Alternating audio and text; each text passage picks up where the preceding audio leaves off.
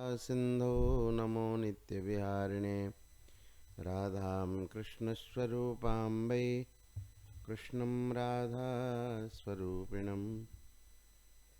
कलात्मानं निकुञ्जस्थं गुरुरूपं सदा भजे।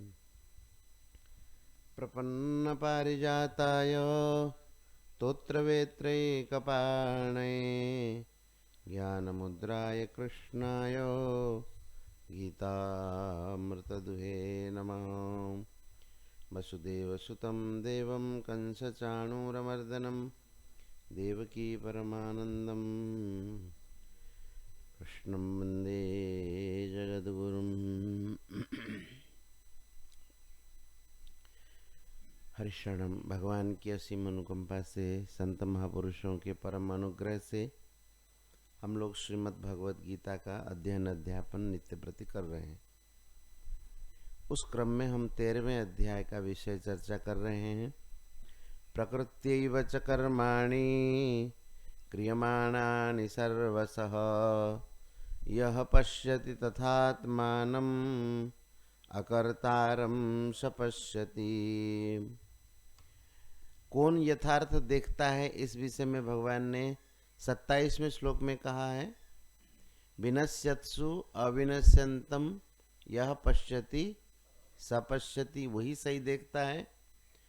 और प्रकृत्या एव च कर्माणि क्रियमाणानि सर्वशः, सर्वशः कर्माणि प्रकृत्या एव क्रियमाणानि, सारे के सारे कर्म प्रकृति के द्वारा ही कराए जाते हैं।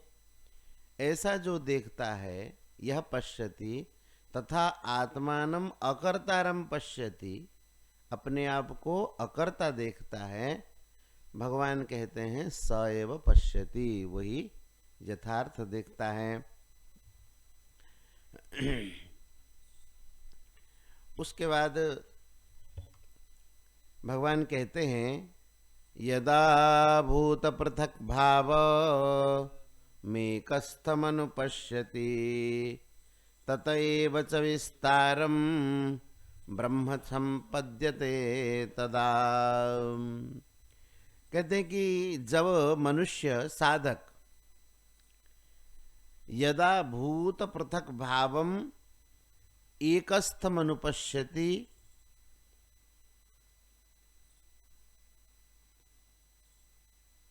तत एव च विस्तारम ब्रह्म संपद्यते तदा।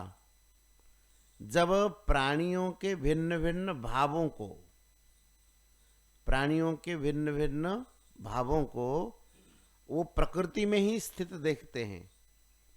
यदा भूत पृथक भावम एकस्थम अनुपश्यति तत एव च विस्तारम ब्रह्म संपद्यते तदा। देखो, ये ज्ञान योग का विषय है, इसीलिए कहते भूत पृथक भावम का अर्थ हमारा जो शरीर सबको बना हुआ है, ये सबके सब शरीर ये प्रकृतिस्थ ही हैं, पंचभूतों के द्वारा रचित हैं और प्रकृति के द्वारा संचालित। भूत पृथक भाव तो है, प्राणियों का अलग अलग दिखता है, लेकिन वह ऐसा अनुभव करता है ये सब प्रकृति से ही है। यदा भूत पृथक भावम एकस्थम अनुपश्यति, प्राणियों के अलग अलग शरीरों को वो एक प्रकृति में स्थित देखते हैं। और ततएव च विस्तारम, वहीं से ही सबका विस्तार हुआ है। किससे? प्रकृति से। ये आप लोग भागवत से अच्छी तरीके से समझ गए होंगे कि प्रकृति से कैसे सबकी सृष्टि हुई है। और जब ऐसा अनुभव करता है, भगवान कहते हैं ब्रह्म संपद्यते तदा, वह ब्रह्म को प्राप्त हो जाता है। अर्थात सारे के सारे जो प्राणियों के जो शरीर है वो प्रकृति से हैं और जीवात्मा उनसे अलग है। इस तत्व का अनुभव करता है तो ब्रह्म को प्राप्त हो जाता है। उसके बाद भगवान कहते अनादित्वा निर्गुणत्वात् परमात्मायमव्ययः शरीरस्थोऽपि कौन्तेय न करोति न लिप्यते।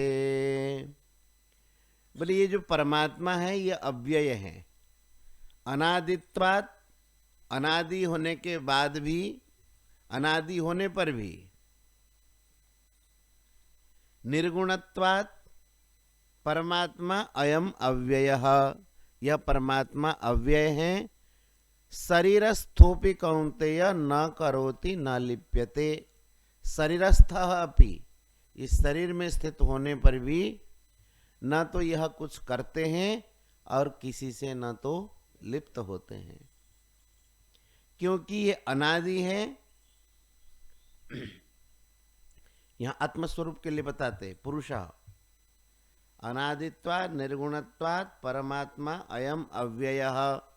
अयम माने ये जो पुरुष है, आत्मा है, ये अनादि है और निर्गुणत्वात्, निर्गुणत्वात् माने तीनों गुणों से अतीत है, त्रिगुणातीत, और इन्हीं को ही परमात्मा कहा जाता है और वह परमात्मा के ही स्वरूप हैं। शरीरस्थ अपि कौन्तेय, शरीर में स्थित होने पर भी न करोति न लिप्यते, वह न तो कुछ करते हैं और न लिप्त होते हैं। अब उसका उदाहरण देते हैं कि कुछ करते नहीं और कुछ लिप्त होते नहीं, कैसे? एक उदाहरण से भगवान समझाते हैं। यथा सर्वगतं सौक्ष्म्यात् आकाशं नोपलिप्यते सर्वत्रावस्थितो देहे तथात्मा नोपलिप्यते। यथा सर्वगतं सौक्ष्म्यात् आकाशम नोपलिप्यते, जिस प्रकार से आकाश, आकाश सर्वगत, सर्वगत माने सर्वत्र व्याप्त, और सूक्ष्म, सर्वत्र व्याप्त और सूक्ष्म होने के कारण कहीं पर वह लिप्त नहीं होता है। आकाशम न उपलिप्यते, उसी प्रकार से सर्वत्र अवस्थितो देहे, शरीर में सर्वत्र रहने पर भी तथा आत्मा न उपलिप्यते, ऐसे ही आत्मा कहीं भी लिप्त नहीं होते हैं। उदाहरण तो इस सूक्ष्मता का दिया, और एक उदाहरण से समझाते हैं कि यह शरीरी आत्मा ये सबके प्रकाशक है। तो उसको समझाने के लिए एक उदाहरण देते हैं। यथा प्रकाशयत्येकः कृत्स्नं लोकमिमं रविः क्षेत्रं क्षेत्री तथा कृत्स्नं प्रकाशयति भारत। बोले रवि ही, एक रवि है, एक ही सूर्य जैसे कृत्स्नम लोकम प्रकाशयति, ये सारे के सारे भूमंडल को प्रकाशित करते हैं। एक ही सूर्य तो प्रकाशित करते हैं कि उड़ीसा में एक अलग सूर्य है, यहाँ अलग सूर्य है। जैसे एक सूर्य संपूर्ण भूमंडल को प्रकाशित करते हैं, यथा प्रकाशयति एकः कृत्स्नम इमं कृत्स्नम लोकम, ये संपूर्ण लोक को जैसे प्रकाशित कर देते हैं, उसी प्रकार से क्षेत्रम क्षेत्री तथा कृत्स्नम प्रकाशयति भारत, उसी प्रकार से क्षेत्री तथा क्षेत्री, क्षेत्री माने जीवात्मा, जैसे शरीर शरीरी, क्षेत्र क्षेत्री, उसी प्रकार से क्षेत्री कृत्स्नम क्षेत्रम प्रकाशयति, संपूर्ण क्षेत्रों को प्रकाशित करता है। कौन? क्षेत्री, जीवात्मा। माने कहना चाहते हैं एक ही परमात्मा का जो अंश है जीवात्मा, ये संपूर्ण क्षेत्री को प्रकाशित करता है और कहीं भी लिप्त होते नहीं है, क्योंकि अति सूक्ष्म, सूक्ष्मत्वात्, सूक्ष्म होने के कारण लिप्त नहीं होते। इस प्रकार से भगवान ने संपूर्ण विवेचन किया क्षेत्र और क्षेत्रज्ञ का।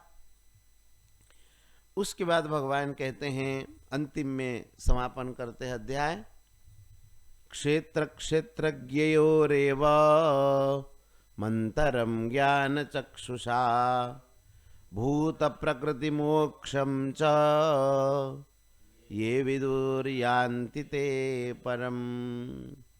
बोले ते परम यान्ति, वे उस परम तत्व परमात्मा को प्राप्त होते हैं। कौन परमात्मा को प्राप्त होते हैं?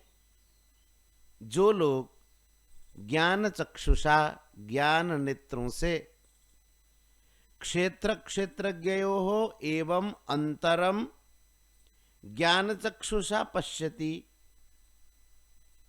ज्ञान चक्षु के द्वारा क्या देखते हैं? क्षेत्र और क्षेत्रज्ञ के प्रभेद। हम बता रहे थे ना कि गीता जी में अनेक प्रकार के चक्षुओं का वर्णन है।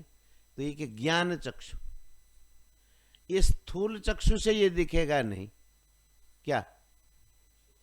क्षेत्र अलग है और क्षेत्रज्ञ अलग है, ये स्थूल चक्षु से दिखेगा नहीं। जैसे आप ये समझो कि हम लोगों के मोबाइल में एक कैमरा होता है, ये भी फोटो लेता है ना। हड्डी टूट जाए तो क्या हम इस कैमरा से फोटो उठा के देख लेते हैं? क्यों? ये बाहर के फोटो को लेता है। और वो जो कैमरा होता है जिसमें एक्सरे करते हैं, वो भीतर के फोटो को, हड्डियों के फोटो को लेता है। और एक 3D फोटो लेता है, किसी भी चीज को वो तीनों तरफ से दिखाए। इस कैमरा में नहीं ले पाते हम। उसकी गहराई दिखा देगा, दोनों तरफ, तीनों तरफ दिखा देगा, ऐसा। तो जैसे हर एक कैमरा अलग अलग है, उसी प्रकार से हर एक नेत्रों का काम अलग है। स्थूल नेत्र स्थूलता को ही देख पाएंगे, क्षेत्र क्षेत्रज्ञ के विभाग को स्थूल नेत्र अनुभव नहीं कर पाएंगे। यह कौन करेगा? ज्ञान नेत्र। इन्हीं चीजों को तो समझना है। हम लोग हर जगह स्थूल नेत्र का उपयोग कर देते हैं,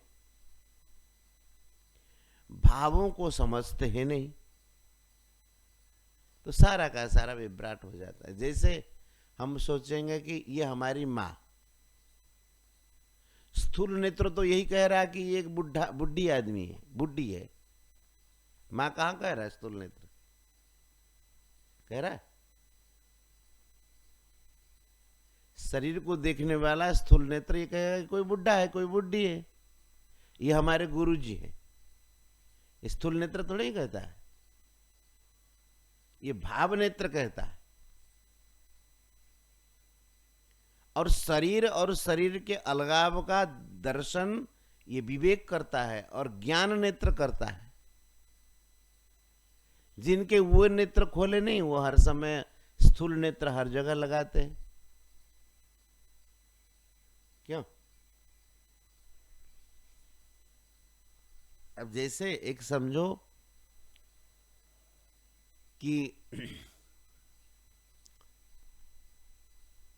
मां बच्चे को मारती है, पीटती है। अब स्थूल नेत्र से देखे तो मां बच्चे को पीटती है, लेकिन ये सही दृष्टि नहीं है। ऐसा जो देखता है वो सही नहीं देखता है। आप अनुभव करिए कि मां बच्चे को पीटती है, तो आप जाकर के 2 थप्पड़ मारिए, मां सहेगी क्या? अगर मां पीटती होती तो आप 2 थप्पड़ डालिए बच्चे के ऊपर, तो मां आपसे लड़ेगी कि मेरे बच्चे को क्यों मारते हो तुम कहोगे तुम भी तो क्या करती है, तुम भी तो पीटती है, तो थोड़ा हम सहायता कर देते। ऐसे नहीं मानेगो, नहीं, मेरे बच्चे को तुम नहीं मार सकते। तो कहने का अभिप्राय है, मां बाहर से दिखता है कि मां मारती है, गुरुजी बाहर से देखते, गुरुजी पीटते, शासन करते हैं। लेकिन ज्ञान नेत्र से और भाव नेत्र से देखो, आपको बड़ा विचित्र लगेगा। अब जिनके वो नेत्र खोले नहीं, वो केवल स्थूल नेत्र को देखते हैं, वो तो वही मानेंगे ना। क्यों? तो ये जो विवेक का ज्ञान होता है, ये जो क्षेत्र और क्षेत्रज्ञों का ज्ञान होता है। भगवान कहते हैं ये क्षेत्र और क्षेत्रज्ञ के अलगाव को जो ज्ञान नेत्र से देखता है, इति क्षेत्रम क्षेत्र क्षेत्रज्ञयोः एवं अंतरम। एवं अंतरम का मतलब देखो वहां से जो शुरू हुआ है ना, 19वें श्लोक से शुरू हुआ ना, पूर्व इसमें 2 प्रकरण है। पहले श्लोक से 18वें श्लोक तक का एक प्रकरण है और 19वें श्लोक से 34वें श्लोक तक का एक प्रकरण है। यहां कहते हैं भगवान प्रकृतिम पुरुषम चैव विद्धि अनादि उभवपि विकारांश गुणांश्चैव विद्धि प्रकृति संभवा। विकार और गुण ये प्रकृति में है, हमारे में न तो विकार है और न ही गुण है। अब प्रकृति में क्या है और जीवात्मा में आत्मा में क्या है, ये सब उसी का ही भगवान विवेचन कर रहे हैं। उसके साथ कैसे प्रकृति के साथ इनका संबंध है नहीं पुरुष का, इस बात को भगवान दिखा रहे अन्य श्लोकों में। तो उसी बात को यहां कहते हैं एवं अंतरम क्षेत्र क्षेत्रज्ञयोः एवं अंतरम। इस प्रकार से जो अंतर है उसको जो ज्ञान चक्षु से देखता है, ज्ञान चक्षुषा भूत प्रकृति मोक्षम च, क्षेत्र क्षेत्र के विभाग देखता है, भूत और प्रकृति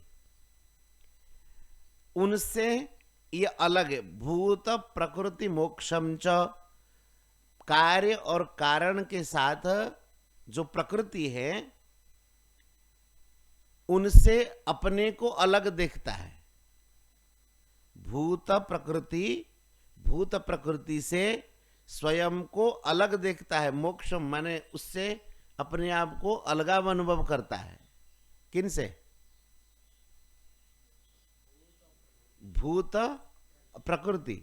भूत प्रकृति माने ये जो सृष्टि में जो कार्य है और कारण है। कारण कार्य का ये समझो, जो दिखाई देता है वो कार्य है, जो नहीं दिखाई देता है वो कारण है। तो जैसे बीज कारण है और पेड़ कार्य है, तो सारी सृष्टि में ऐसा ही है। तो ये कार्य कारण समेत इस प्रकृति से अपने आप को अलग देखता है। भगवान कहते हैं कि ये विदुः ऐसा जो जानते हैं ते परम यान्ति, वे परम तत्व परमात्मा को प्राप्त हो जाते हैं। और इसके साथ जो संबंध मानते हैं वो संसार में पड़े रहते हैं। अब इस अध्याय का नाम हो गया क्षेत्र क्षेत्रज्ञ विभाग योग। क्षेत्र और क्षेत्रज्ञ के विभाग को जो जान जाता है उसका योग हो जाता है परमात्मा के साथ। इसलिए संपूर्ण भगवत गीता जो है योग शास्त्र है। योग शास्त्र माने हर अध्याय एक योग है। हर अध्याय के पुस्तिका में नहीं लिखा ये अर्जुन विषाद योग, सांख्य योग, कर्म संन्यास योग, ध्यान योग, ज्ञान कर्म संन्यास योग, आत्म संयम योग, ज्ञान विज्ञान योग, इस प्रकार से वर्णन है। तो हर बातों से योग ही होता है। तो ये कैसे योग होगा? क्षेत्र क्षेत्रज्ञ विभाग योग। क्षेत्र और क्षेत्रज्ञ के विभाग को जान लेता है तो परमात्मा को प्राप्त हो जाता है। इस प्रकार से ये 13वां अध्याय संपन्न हुआ। ओम तत्सदिति श्रीमद्भगवद्गीतासु उपनिषत्सु ब्रह्म विद्यायां योगशास्त्रे श्रीकृष्णार्जुन संवादे क्षेत्र क्षेत्रज्ञ विभाग योग नाम 13वां। अब भगवान जो है 14 अध्याय आरंभ करते हैं। ओम श्री परमात्मने नमः। अथ 14 श्री भगवानुवाच परं भूयः प्रवक्ष्यामि ज्ञानानां ज्ञानमुत्तमम् यज्ञात्वा मुनयः सर्वे परां सिद्धिमितो गताः भगवान देखो, आप लोगों को बताया था, इस अध्याय को थोड़ा नजर डालो। 13वें अध्याय में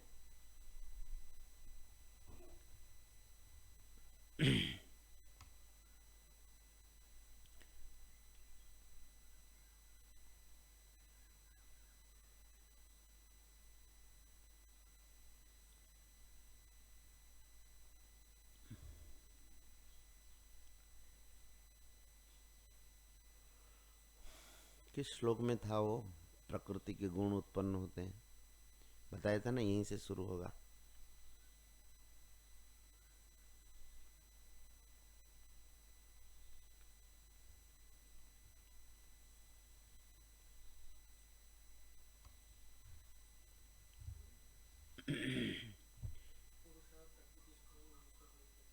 प्रकृतिम पुरुषम चैव विध्यनादि उभौ अपि विकारांश्च गुणांश्चैव विद्धि प्रकृति संभवान। विकार और गुण ये प्रकृति से उत्पन्न होते हैं, और मनुष्य ये क्षेत्र क्षेत्र के विभाग को क्यों नहीं जान पाता है कि वो प्रकृति के तीनों गुणों में बंधा रहता है। प्रकृति के तीनों गुणों में बंधे रहने के कारण वह तीनों गुणों से अपने आप को अलग अनुभव नहीं करता है। और भगवान ने कहा कि कारणम गुण संगोस्य सदसद योनि जन्मसु। कितने नंबर श्लोक? 22 नंबर। 22 नंबर आउतरे मन रख।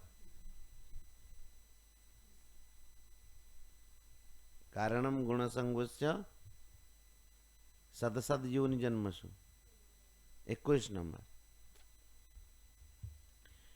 तो कहते कारणम गुण संगोस्य सत असत योनि जन्मसु। योनियों में जन्म होने में गुणों का संग ही कारण है, बताया था ना। यहीं से 14वें अध्याय का प्रकरण शुरू होगा। तो ये जो गुणों का संग है उसको कैसे दूर करें? तीनों गुणों से हम, ये तो क्षेत्र क्षेत्र के विभाग से योग हुआ, और 14वां अध्याय जो गुणत्रय विभाग योग, गुणत्रय विभाग योग। गुणत्रय माने तीनों गुण, सत्व रज और तम। इन तीनों गुणों के साथ हमारा संबंध नहीं है। आप कहेंगे कि इस अध्याय में भी तो वही कहा है, प्रकृति के साथ संबंध नहीं है, यही तो कहा है भाई। भूत प्रकृति मोक्षम च ये भी दुर्यांति ते परम। तो प्रकृति के साथ संबंध नहीं तो कह दिया, तो इसमें तो अपने आप में गुणों के साथ संबंध नहीं है ऐसा कह ही दिया, फिर कहने की क्या जरूरत है? जो प्रकृति होती है उसका कार्य है गुण। प्रकृति का कार्य तीनों गुण है, और वही जीव को बांधते, प्रकृति नहीं बांधती।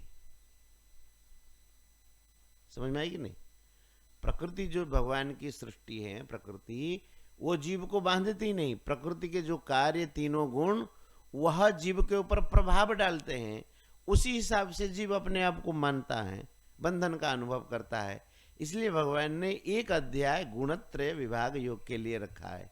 तीनों गुणों का अगर वह तीनों गुणों से अतीत का अनुभव कर लेता है तो वह भगवान के साथ योग हो जाता है। तो यहाँ सृष्टि होता है, प्रश्न होता है। देखो अंतिम में जो अंतिम श्लोक कहा है, ज्ञान चक्षु के द्वारा जो क्षेत्र क्षेत्र के विभाग का अनुभव कर लेता है, क्षेत्र अलग है, क्षेत्र अलग है, ऐसा पार्थक्य अनुभव कर लेता है, वह परमात्मा को प्राप्त हो जाता है। कहा ना। अब प्रश्न उठता है कि वह ज्ञान चक्षु है क्या? ज्ञान क्या है? ज्ञान चक्षुषा कहा कि नहीं? अब प्रश्न उठता है वो ज्ञान क्या है? ज्ञान चक्षु प्राप्त कैसे हो, और ज्ञान चक्षु की महिमा क्या है, और ज्ञान चक्षु मिले कैसे? समझ में आई? क्षेत्र क्षेत्र ज्ञयोरेव मंतरम ज्ञान चक्षुषा। ज्ञान चक्षु से देखेंगे ना तो ज्ञान चक्षु है क्या, ज्ञान क्या है? अब उसको प्राप्त कैसे करें? अब ज्ञान प्राप्त होने के बाद उसकी महिमा भी कुछ होती होगी। तो इन बातों को वर्णन करने के लिए भगवान यह अध्याय वर्णन करेंगे। देखो, बंधन दो से होता है, एक प्रकृति से, एक प्रकृति के कार्य तीनों गुणों से। प्रकृति से बंधन होता है, इस बात को तो भगवान में 13वें अध्याय में कह दिया, जो अभी अभी बता रहे थे हम। प्रकृति के साथ संबंध मानता है तो बंधन तो होता ही है। तो प्रकृति से बंधन होता है, इस बात को तो भगवान ने 13वें अध्याय में कह दिया।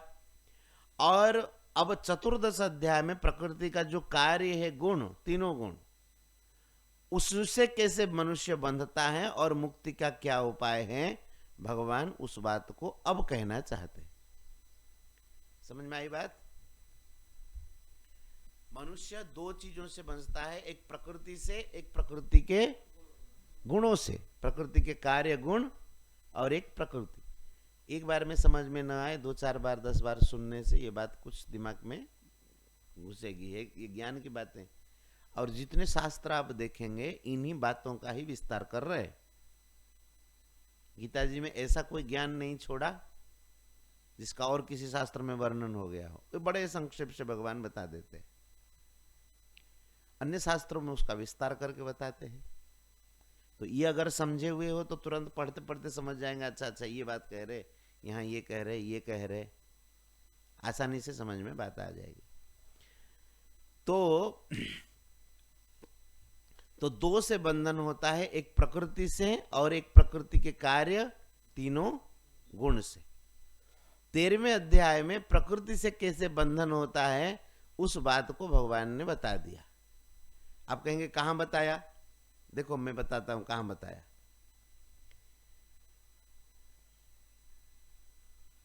प्रकृत्यैव च कर्माणि क्रियमाणानि सर्वश।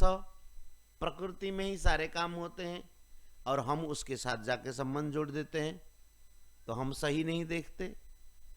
अगर संबंध जोड़ देते, मैंने किया, अपने में कर्तृत्व का अभिमान, तो आप बंधने लगे।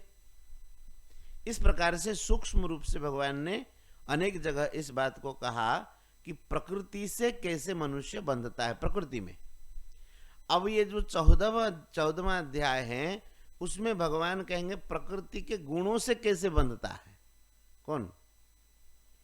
मनुष्य, पुरुष प्रकृति के गुणों से कैसे बंधता है, उस बात को भगवान अब ये चतुर्दश अध्याय में कहेंगे।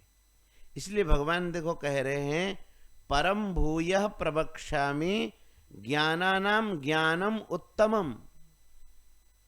भगवान कह रहे ज्ञानानाम उत्तमम ज्ञानम, परम ज्ञानम भूयः प्रवक्ष्यामि। ज्ञानों में भी जो उत्तम ज्ञान है, उत्तम ज्ञान माने श्रेष्ठ, कहते हैं ना सा विद्या या विमुक्त है। विद्या वही है जो मुक्त कर देने वाले, मुक्ति देने वाली है, और उसको विद्या नहीं कहते जो बंधन में डाल दे, वो अविद्या है। भगवान कहते ज्ञान तो अनेक प्रकार के हैं, संसार में प्रकार प्रकार के ज्ञान है, लेकिन ये मुक्त करने वाले ज्ञान नहीं है। भगवान के हिसाब से भगवान कहते हैं परम भूयः प्रवक्ष्यामि ज्ञानानाम ज्ञानमुत्तमम। भूयः प्रवक्ष्यामि, भूयः कहने का मतलब भगवान कहते इस बात को हमने पहले कह चुके हैं। कहां? त्रयोदश अध्याय में कहा। भूयः प्रवक्ष्यामि, पुनः कहता हूं। प्रकृति से कैसे बंधता है हमने त्रयोदश अध्याय में कह दिया। अब प्रकृति के गुणों से कैसे बंधता है अब हम चतुर्दश अध्याय में कह रहे हैं। समझ में आई? इसलिए कहते भूयः प्रवक्ष्यामि, हम पुनः बता रहे हैं वह कैसा ज्ञान है। ज्ञानानाम उत्तमम परम ज्ञानम भूयः प्रवक्ष्यामि। ज्ञानों में जो उत्तम और श्रेष्ठ, सर्वश्रेष्ठ ज्ञान है वह मैं कहूंगा। बोले ज्ञान की महिमा क्या है महाराज? यज्ञात्वा मुनयः सर्वे पराम सिद्धिमितो गताः। यज्ञात्वा, जिसको जानने के बाद सर्वे मुनयः इतः परम पराम सिद्धिम गताः, इस संसार में सारे के सारे मुनि, देखो इसमें एक विशेष बात कहते हैं महाराज, जैसे अनेक बच्चे पढ़ने आए हैं, उनमें से 2-4 पास होते हैं, बहुत बच्चों में 2-4 पास होते हैं। भगवान कह रहे ऐसा नहीं है कि जो इस ज्ञान को जानेगा, इस स्कूल में जो भर्ती हो जाएगा, बोले कि वो पास हो जाएगा, वो परम तत्व को जान जाएगा।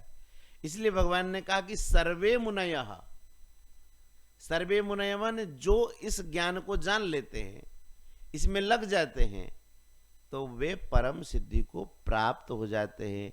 नहीं तो बहुवचन क्यों देते, एक वचन देते, 10 में से कोई जानता है नहीं, सब के सब जो है परम तत्व को प्राप्त हो जाते। यज्ञात्वा मुनयः सर्वे पराम सिद्धिम इतो गता, इस संसार रहते तो संसार में इतः, और लेकिन वे प्राप्त होते हैं, परम सिद्धि को प्राप्त हो जाते हैं। इतः, इस संसार से मुक्त हो जाते हैं, और इस संसार में रहते हुए संसार से मुक्त हो जाते हैं, और परम सिद्धि को प्राप्त हो जाते हैं। अब भगवान आगे उसका विवेचन करेंगे, यहीं रोक दे। गोविंद जय जय गोपाल जय जय गोविंद, राधा रमण हरि गोविंद जय जय, रमण हरि गोविंद जय जय, गोविंद जय जय गोपाल जय जय, गोविंद जय जय गोपाल जय जय, गोविंद जय जय गोपाल जय जय, गोविंद जय जय गोपाल जय जय, राधा रमण हरि गोविंद जय जय, राधा रमण हरि गोविंद जय जय, श्री राधा रमण हरि गोविंद जय जय, राधा रमण हरि गोविंद जय जय, श्री वृंदावन बिहारी लाल की, जय श्री राधा रानी की, जय श्रीमद् भगवत गीता मैया की, जय सब संतन की, जय सब भक्तन की जय जय जय श्री राधे।